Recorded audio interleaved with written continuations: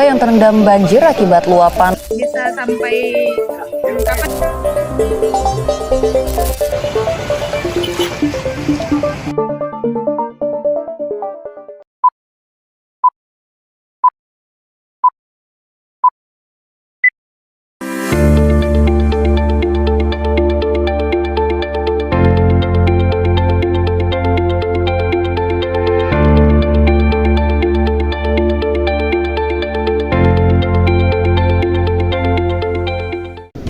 Assalamualaikum warahmatullahi wabarakatuh. Shalom, Om Swastiastu, Namo Buddhaya, dan salam kebajikan.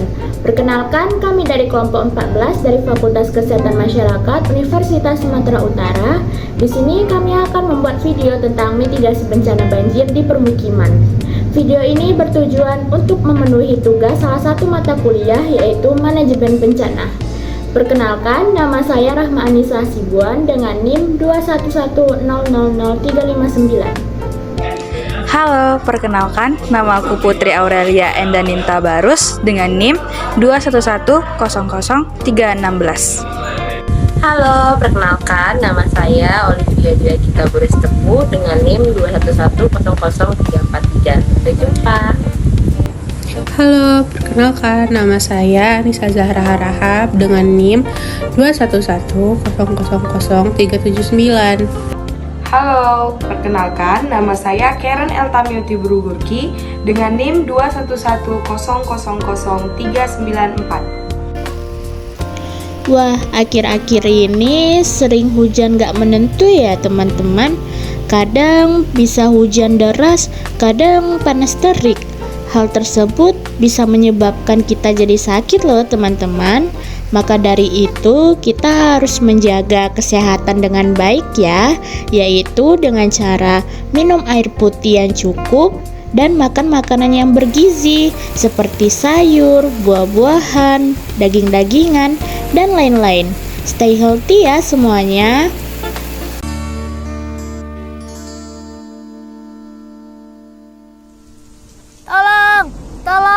Tolong! Sahabat tangguh, kenapa ya di negara kita sering terjadi banjir? Yuk kita cari tahu. Tahukah sahabat, Indonesia memiliki lebih dari 5.500 sungai induk dan 600 diantaranya berpotensi menimbulkan banjir.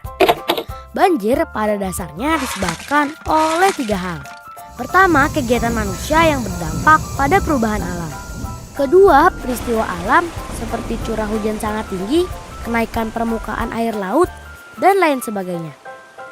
Ketiga, degradasi lingkungan seperti hilangnya tumbuhan penutup tanah, pendangkalan sungai, penyempitan alur sungai, dan sebagainya. Dampak banjir sendiri cukup mengerikan sahabat tangguh. Merusak gedung-gedung, jalan raya, maupun tempat tinggal. Selain itu, banjir juga dapat menimbulkan erosi, bahkan tanah longsor, serta pencemaran lingkungan. Tak hanya itu, kotoran dan binatang yang terbawa air banjir dapat menimbulkan berbagai penyakit seperti diare, infeksi saluran pernapasan, hingga penyakit kulit. Hal yang harus kita lakukan ketika terjebak banjir adalah jangan takut dan panik. Matikan aliran listrik di rumah atau segera hubungi petugas untuk mematikan aliran listrik di wilayah yang sedang terkena bencana. Sementara itu, jangan menyentuh kabel listrik dan jauhi sumber listrik. Mengungsi ke daerah aman atau daerah yang lebih tinggi atau posko banjir sedini mungkin saat genangan air masih memungkinkan untuk dilewati. Jika air terus meninggi, hubungi instansi yang terkait dengan penanggulangan bencana. Sahabat tangguh, kita harus kenali juga bahaya saat banjir. Arus air di saat banjir yang sangat kuat dan bisa menghanyutkan. Hindari benda-benda yang terbawa arus seperti potongan pohon, kayu, benda-benda lainnya agar tidak terbentur. Waspadalah dengan bahaya listrik yang diakibatkan terkelupasnya kabel atau putusnya kabel dan juga akibat rubuhnya tiang listrik. Nah sahabat tangguh, saat banjir telah surut, jangan langsung gembira. Masih banyak yang harus dilakukan agar bisa kembali ke rumah dengan aman. Di antaranya membersihkan rumah. Gunakan air dan disinfektan untuk menghindari kuman. Keringkan dengan sempurna peralatan listrik seperti saklar, stop kontak, dan kabel-kabel yang sempat terendam banjir sebelum digunakan kembali. Bersihkan tempat penyimpanan air, bersihkan dapur dan peralatannya dengan baik dan hati-hati. Gunakanlah sepatu boots dan sarung tangan di saat membersihkannya. Setelah membersihkan rumah dan sekitarnya, hindari bermain-main di area yang sedang dibersihkan. Jangan lupa menjaga keseimbangan lingkungan dengan menanam pohon. Banjir adalah peristiwa yang terjadi ketika aliran air yang berlebihan merendam daratan. Banjir ini diakibatkan karena volume air seperti di sungai atau danau yang meluap dari bendungan sehingga air keluar dari sungai itu. Nah, ukuran danau atau badan air terus berubah-ubah sesuai perubahan curah hujan. Tapi banjir yang terjadi tidak besar kecuali jika air mencapai daerah yang dimanfaatkan manusia seperti desa, kota, dan pemukiman lain-lainnya. Ren, akhir-akhir ini sering hujan gak sih? Jadi kan sering banyak banjir. Iya ya, kira-kira kalau menurutmu apa sih penyebab banjir itu, Liv?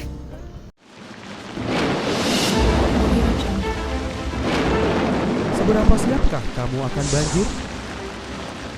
Banjir terjadi karena dua hal, yaitu alam dan manusia. Faktor alam terjadi karena curah hujan tinggi,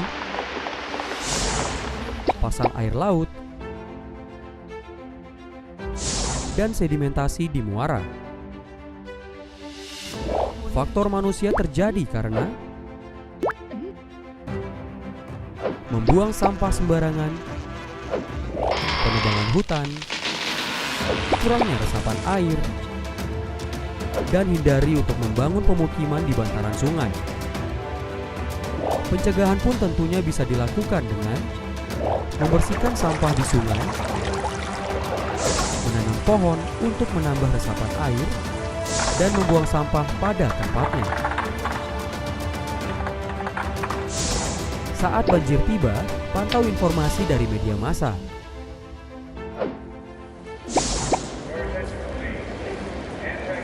Siapkan emergency bag yang dibutuhkan pada saat mendesak.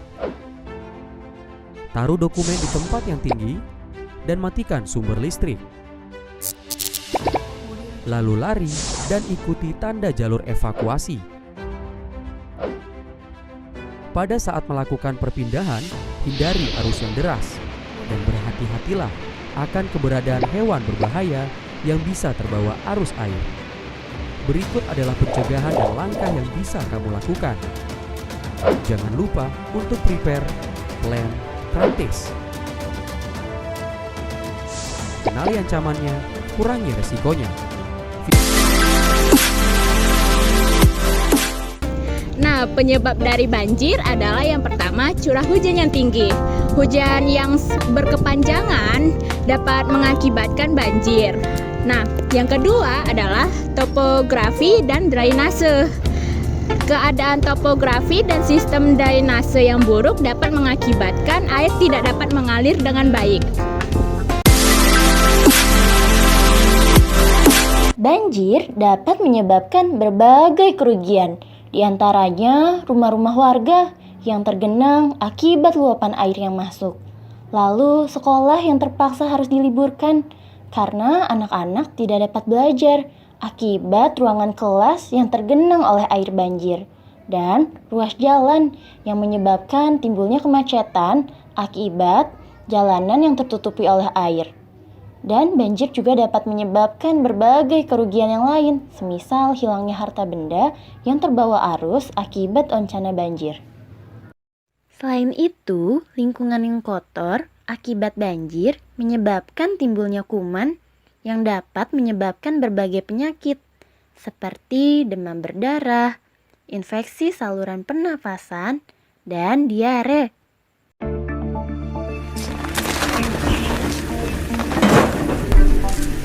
Leptospirosis adalah penyakit zoonosis yang disebabkan infeksi bakteri Leptospira yang ditularkan oleh urin hewan yang terinfeksi. Cara penularan leptospirosis yaitu dengan masuknya bakteri leptospira melalui luka dan selaput mukosa pada mata, hidung, mulut yang ada di kulit dari air yang sudah terkontaminasi dengan bakteri leptospira yang dikeluarkan melalui urin hewan yang terinfeksi. Cara pengendaliannya adalah dengan melaksanakan PHBS, memakai alat pelindung diri atau sepatu boot saat berkegiatan di lingkungan yang terkontaminasi dengan bakteri leptospira seperti banjir, air sawah, air selokan, dan lain-lain. Gejala leptospirosis diantaranya demam, nyeri otot, pusing, lemas, mata merah. Jika ada pasien dengan keluhan gejala di atas dan ada riwayat 7 hari yang lalu berkegiatan yang beresiko, maka pasien harap didiagnosis suspek leptospirosis. Cara penanganan pasien dengan gejala di atas, mohon segera datang ke Fasiankes agar mendapatkan pengobatan dan menghindari kematian. Pesan ini dipersembahkan oleh Dinas Kesehatan Provinsi Jawa Timur. Oh, iya juga ya, Lip. Tapi kira-kira pencegahan apa ya yang harus kita lakukan untuk mengatasi banjir ini?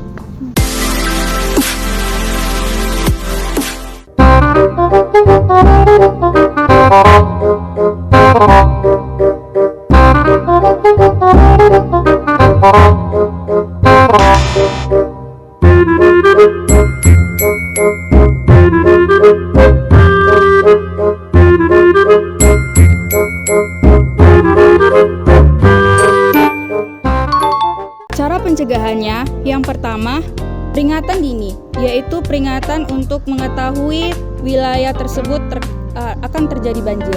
Yang kedua, infrastruktur banjir, yaitu dengan membangun tanggul untuk mencegah banjir. Yang ketiga, penyuluhan publik, yaitu edukasi dengan masyarakat tentang pencegahan banjir dan mitigasi banjir. Yang keempat adalah pemantauan cuaca tentang akan terjadinya hujan di wilayah sekitar. By the way, Liv, tindakan apa aja sih yang harus kita lakukan ketika sebelum banjir, saat dan setelah banjir?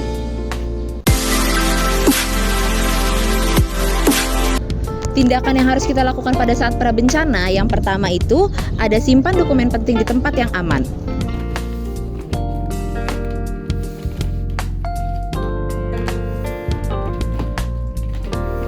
Yang kedua, posisikan benda yang ada arus listriknya di tempat yang lebih tinggi.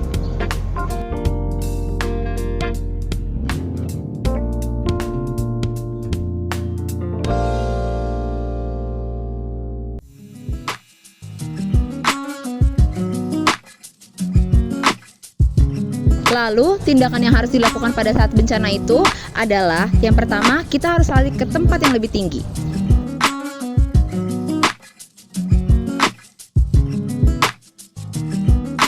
Yang kedua, kita harus mematikan aliran listriknya. Yang ketiga, sebisa mungkin angkatlah barang-barang yang bisa diangkat ke tempat yang lebih tinggi.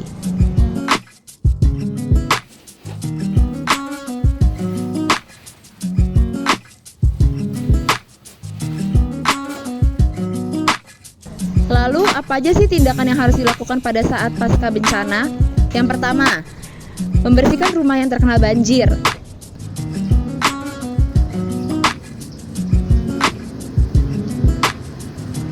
Dan yang kedua, kita harus sebisa mungkin menghindari kontak fisik dengan aliran listrik.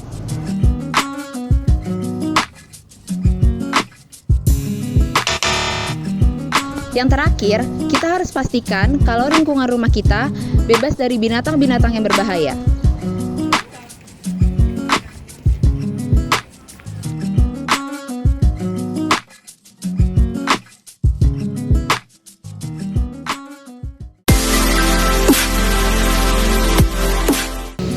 Jadi, pesan dari kelompok kami adalah Jangan lagi membuang sampah sembarangan di sungai, parit, dan pemukiman.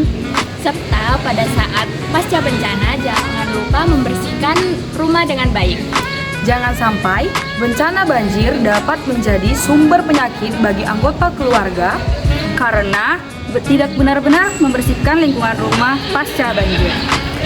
Sekian video yang bisa kami tampilkan, kurang lebihnya mohon maaf dan juga semoga bermanfaat. Sampai jumpa.